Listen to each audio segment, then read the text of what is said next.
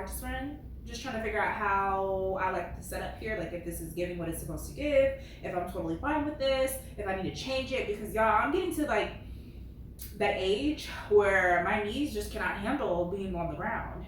It's cute. It's cute. It's giving FaceTime. I mean, I feel like this is giving FaceTime. Like I'm sitting up on my couch. Rain on me. Won't you take this pain from me? I feel like I want to do that. Like, what's that thing? It's like a game where someone like gives you a word and like you think of the song, like you have to sing the song, like right then and there. I want to do that. The only problem is it's just me, myself, and I. That's all I got in the end. That's what I found out. See, I can do this.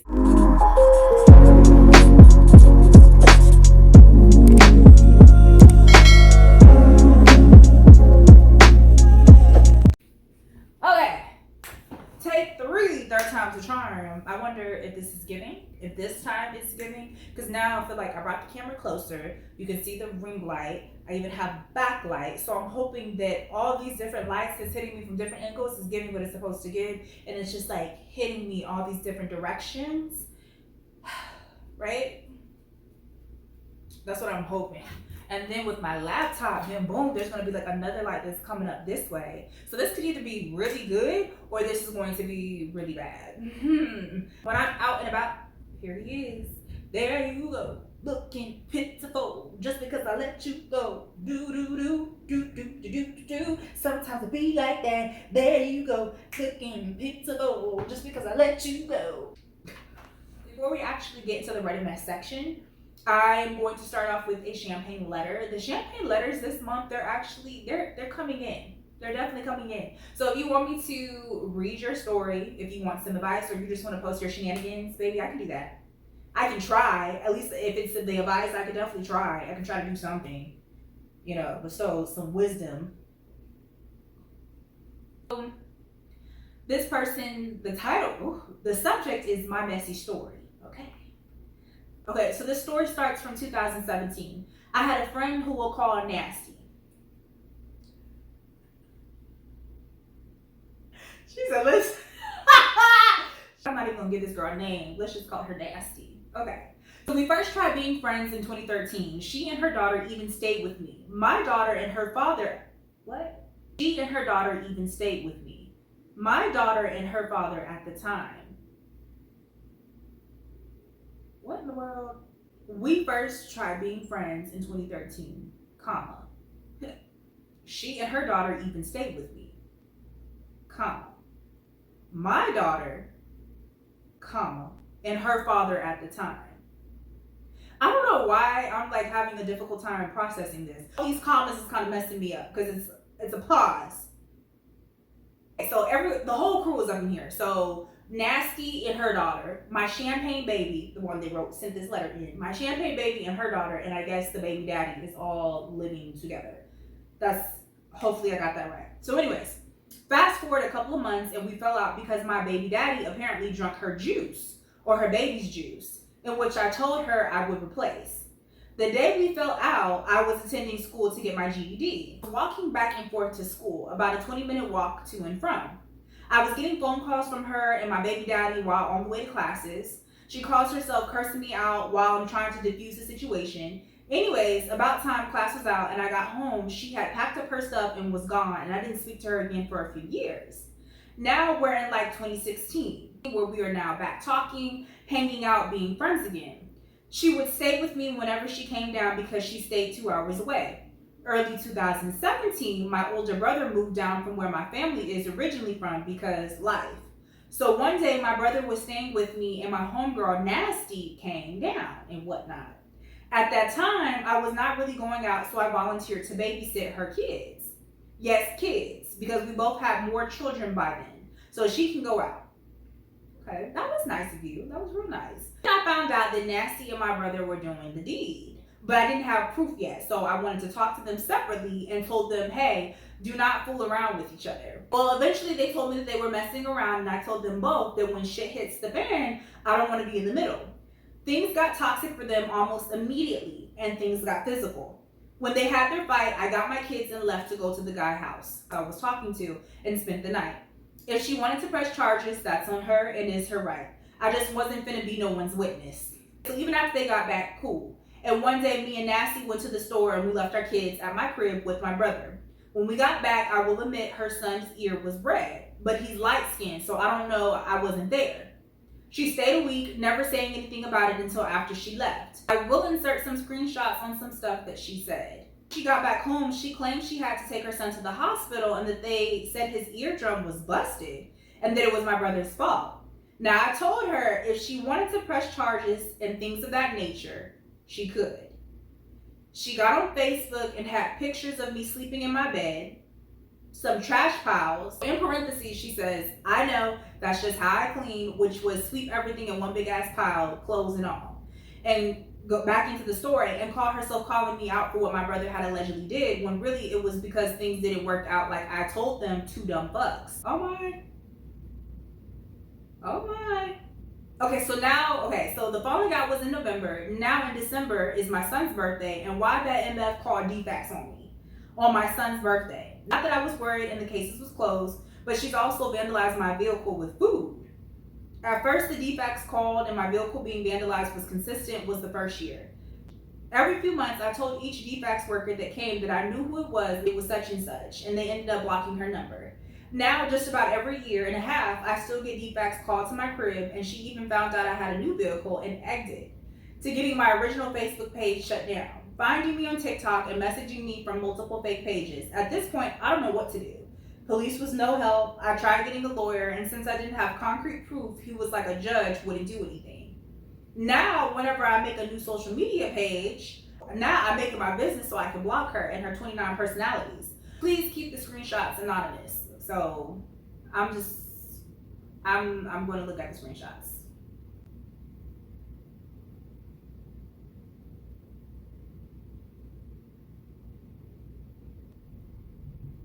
This is a lot going on.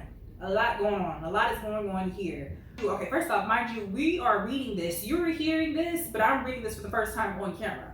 So I'm trying to process everything. So I do apologize for my delay in trying to comprehend everything that's going on. I have to take a step back from this post. I had to call my friend, talk to her, because I needed to be able to have a conversation and bounce ideas off of each other so I can get my thoughts together, because there's just so much going on with these screenshots. Everything is set up on this screenshot is they're using Facebook Messenger.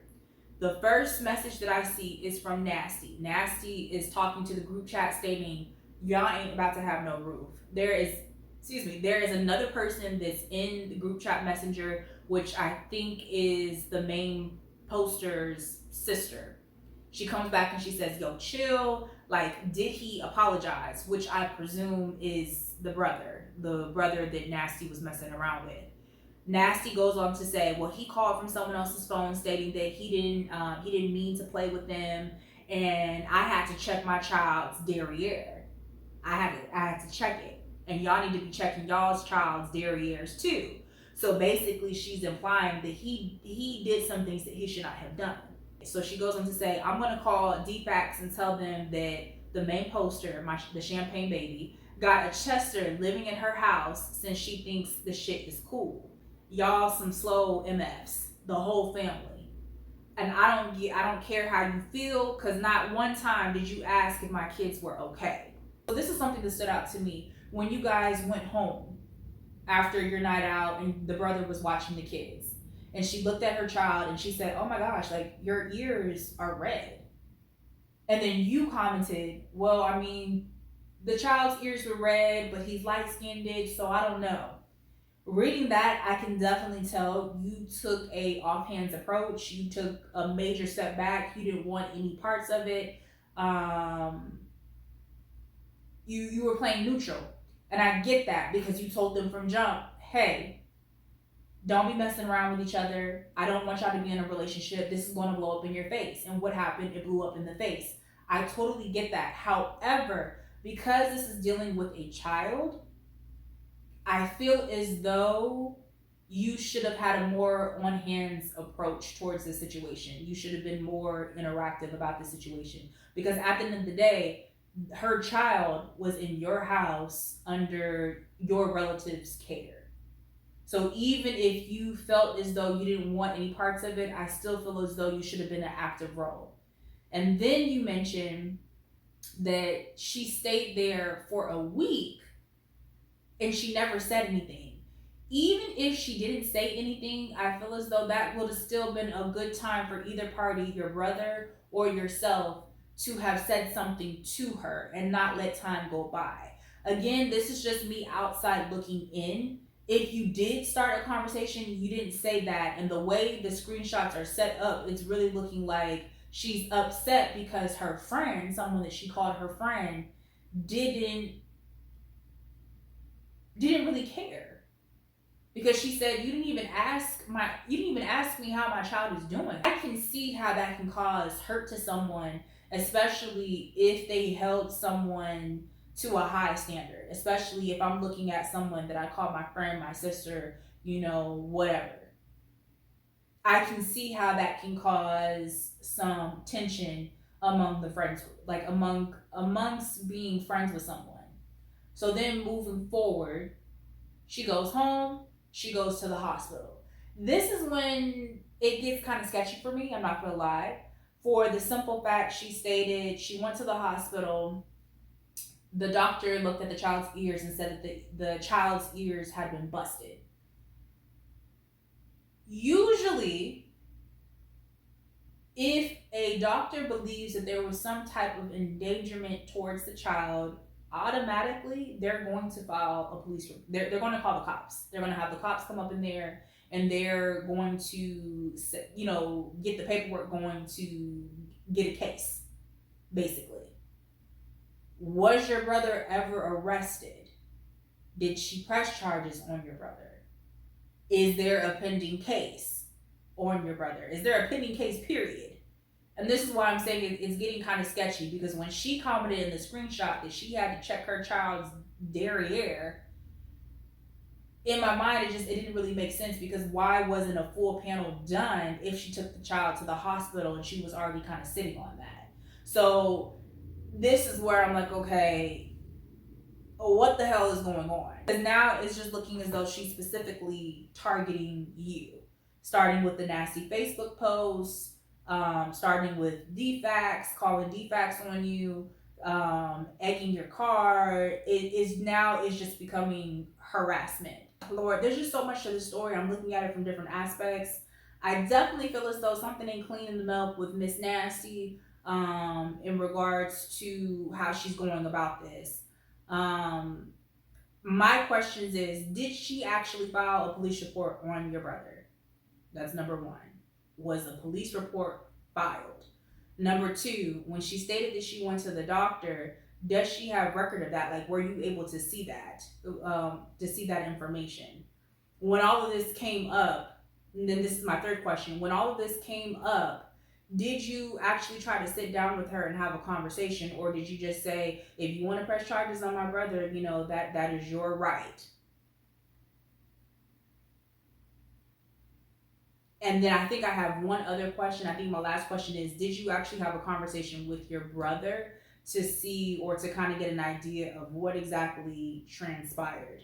Why is she pushing this? Because years later, she's still going this hard. Something is up. I mean, it very well could be what you said, like she's only acting this way because she's not with your brother anymore, like the relationship failed. But the fact that in the screenshot, I'm still stuck on that screenshot when she mentioned, you didn't even ask me if my kid is okay. It seems as though a lot of this derived from that particular situation. It seems as though she was really looking for her friend to give a damn, to care, to have her back on that. And I can see how that can really hurt someone. And they react on that. I'm not saying what she's doing is right, but I can see how someone can react on that by doing the petty things like going to Facebook and, vandalizing the car. But it's something about her calling Child Protective Services each year, every couple of months. There's just something about that. She is literally a dog with a bone. She's literally stating there will be no sleep for the wicked. Like, there is something about it that's just really bothering me. To answer your question, I mean, now that I stated all of my concerns, to answer your question here, what can really be done? Firstly, I would definitely try to work on getting a restraining order, just so I can at least have that on file. I know you said you took it to a judge and they said they need concrete proof. I would at the very least try to get that restraining order. Number two, I would also, if it's possible, I get it. Some people don't have the accessibility just to get up and go. I feel as though you probably would have moved by now if it was a possibility, especially because you said this has been going on for some years. Moving is always an option. If moving isn't an option, I shouldn't feel uncomfortable being in your own place of residence, worrying about what she's going to do moving forward. I think, and this might sound crazy, but me personally, if it got down to the bottom of it, I would definitely have to reach out to her. I'm not saying I would meet up with her, but I would definitely reach out to her so we can just squash this shit. Because if it isn't what she was claiming it was trying to be, and she was doing this to be nasty, if she never pressed charges on your brother and she wasn't trying to take it to that place, she's only been targeting you, I definitely feel as though that this is coming from a hurt place because you did not have her back the way I guess she wanted you to have her back at that moment in time.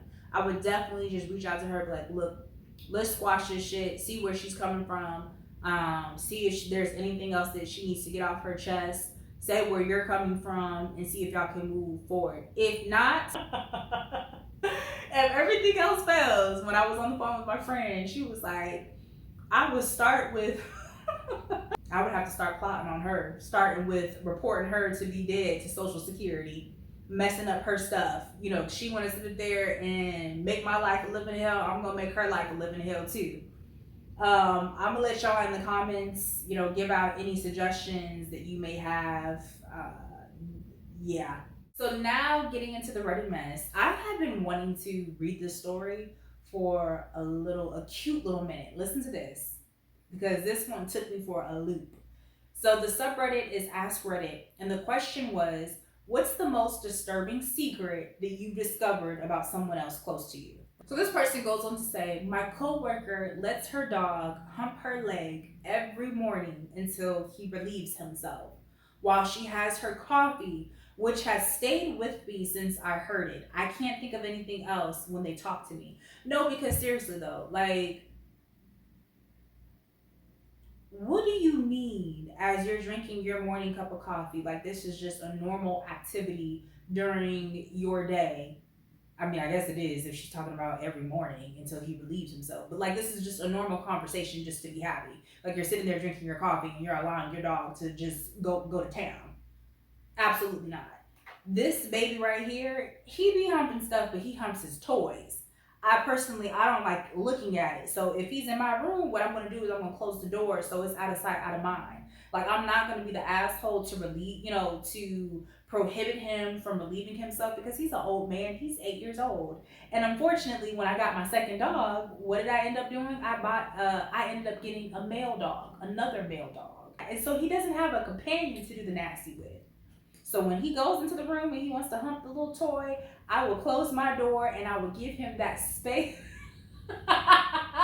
There's just no way in hell I'm going to sit up here and allow him to just hump my leg and get his satisfaction.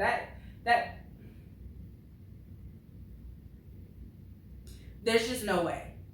There's just no way.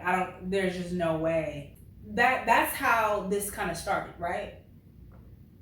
So then that kind of catapults into like a whole nother dimension of a conversation about individuals who have handicapped children who take certain measures to help their handicapped children.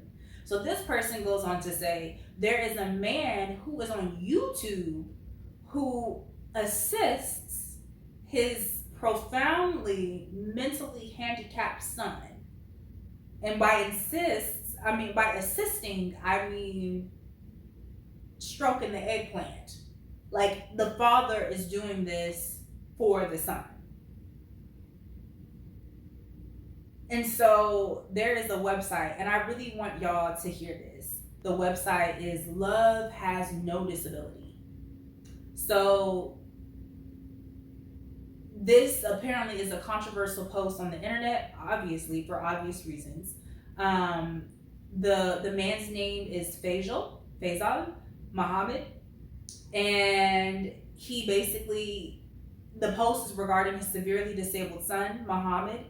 Has been openly stated he has chosen to help his son relieve himself as a treatment method.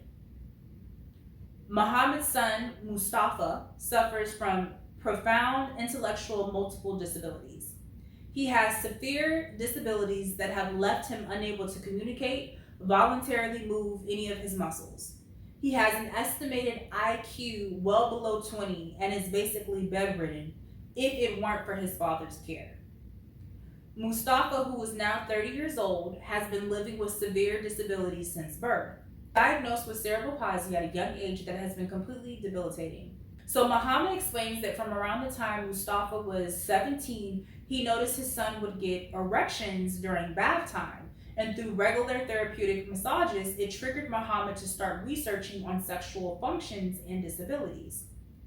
What Muhammad found in his research was a lot of hush-hush and brick walls. He explained that there wasn't a lot of help out there for people in this situation.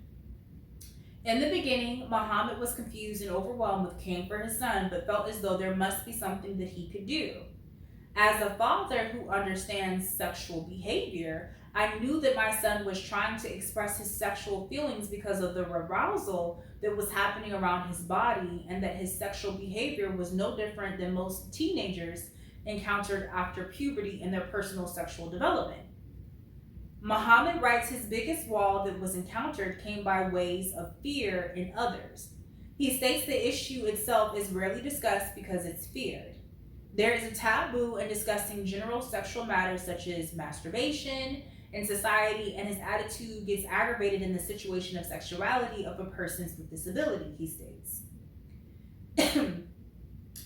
Muhammad was able to find literature on sexual therapy and sex workers who are trained to help people with disabilities, but said none of which were available to his son. He states from insurance issues, therapy was out and there was no qualified or legal sex workers in South Africa where they live. After extensive research and discussion with medical personnel, Muhammad decided on a course of action for his son. I thought the only way forward was to treat my son equally to other disabled persons and apply the professional advice given to other profoundly disabled persons, namely therapeutic masturbation to relieve and gratify my son's sexual expression, he stated. It was after this lengthy research that Muhammad came to realization he would have to provide the therapeutic masturbation himself if he was serious about going that avenue for his son. It was at this stage that I soon came to realize that there was no alternative way to provide the therapeutic masturbation that my son needed other than to apply the therapeutic masturbation on my own. The first time that he assisted his son with, therapeutic masturbation, he said it was no different than caring for his son by bathing him or changing his diaper. And so the reaction that Muhammad stated Mustafa had was a sense of relief, delight, and happiness, with a smile followed by laughter and other sounds of content when I applied the therapeutic masturbation. What is so interesting about this whole story, and honestly, I can't really have too much of an input on it because I don't know what it's like to have a child, let alone a child with a disability, let alone a child in their teenager years, going through puberty. I can see how this sparks a controversy. I can definitely see why it's a controversy. I mean, I get it. Like he said that he tried to do it the legal route, but if he's really concerned about his child not being able to relieve himself, why not venture out to hire a escort, even if it means doing it under the table, if it is that much of a concern? Like, I'm really trying to like wrap my mind around it. I don't think I would be able to do that. Mm-mm. I'm trying to keep like an open mind here because obviously it is going to be a little bit different for him. He is going to have to maneuver through life a little bit different, um, as a parent child relationship venturing into the caretaker patient atmosphere. Truthfully, I really don't have a lot of input. I just wanted to read this story. This is why I love Reddit, because Reddit is just, it's a rabbit hole. And down you go. Down you go. You get lost in the sauce and you get to see other people's mindsets on on how they run things in their household, how they live their life, how their marriages is set up, how they parent their child. You just see all different types of things, all aspects of life, and it's fascinating because I really don't think, me personally, I can look at my child. Yes, I have moved from parent child to caretaker patient atmosphere, and I want to make sure that they have the best quality of life that they possibly can, and that they are able to experience certain things. But me performing that act on my child that is incapable to do so, I don't think I would be able to do that. I know that he said he did extensive research on trying to find someone through his insurance. But baby, if the insurance wasn't going to cut it, and I really felt as though that my child just had to have this experience of being able to bust his stuff, baby, we are going underneath the table and I am going to find an escort, babe. I'm going to find an escort. Yeah, that may not be the best, but I really feel as though that is 10 times better than me over here touching my child. I mean, and yeah, and he equated it to, changing his diaper and everything else. Like, this is just a normal everyday thing. I just feel as though by proceeding forward, like, it's one thing to bathe your child, that's always going to be your child. But to take it a step further and to help your child relieve himself, I feel like that's kind of stepping into like a um, new territory, like a new territory. Um, and I just really, for the life of me, I just don't understand why he wouldn't be able to find an escort. Yeah, I understand he wasn't able to get it through the insurance, but why not find it underneath the table? And then, paying just to make sure that the escort got tested, so there were no STDs, and then just allowing your child to experience it that, experience what you want him to experience that way, without you having to be the one to step into new uncharted territory. I remember way back, there was a story on Reddit where there was an individual who had no arms. Mind you, he was still able to communicate what it was that he was needing. He just didn't have any arms. And the mother took it upon herself to help her child, get himself relieved, which was an interesting concept because are performing a sexual act on your child, um, with someone who can communicate fairly well their thoughts and their needs. Okay, but then on the other hand, back to Muhammad and Mustafa, his child isn't able to communicate, hey, this is what I'm wanting. Yeah, you're just going based off of a bodily function that was going on, but how do you really know that he's really wanting it from you? Does that make sense? Does that make sense? I'm just gonna let this go because I can talk about this all day in different aspects, different points of views. Baby, I can go on. So y'all let me know what y'all think in the comments. Would you your only two choices is, would you seek out getting an escort, or would you actually consider doing it yourself? Like, can you rationalize doing it yourself? Let's say that. I would love to hear other people's thoughts and opinions on that.